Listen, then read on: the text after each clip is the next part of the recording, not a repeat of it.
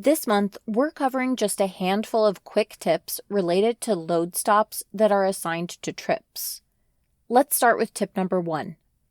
You probably already know that if you change a scheduled date on a stop from the booking, it updates the scheduled date in the trip.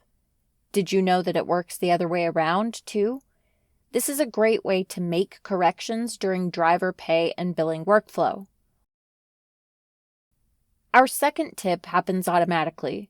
When a pickup or drop needs to be added to a billable load that you've already created a trip for, just add it to the order. As soon as you add a new stop, Q7 will detect that a trip exists and ask if you want to assign the stop to the trip. Tip number 3 is often used if a load stop is deleted from an assigned trip route, making it available again.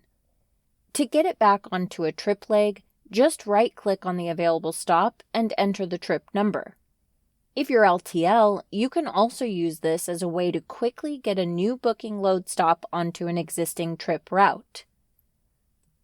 Shortcuts exist everywhere, so if you prefer to do this from the order, you can do that by right-clicking on the stop from here instead.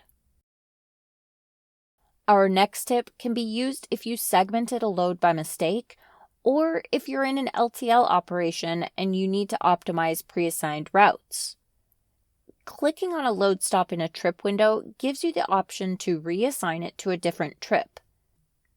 Put it back onto the first leg of a handoff load, or use this trick to move it to another trip altogether if you're set up for LTL.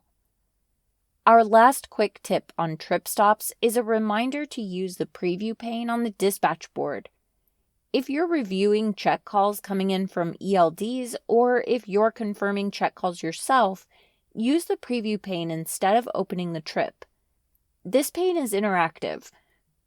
Fill out or override the actual arrival-departure dates and times from here. If you need to manually send a 214 EDI, you can do that from here too. That's it for this month's tips.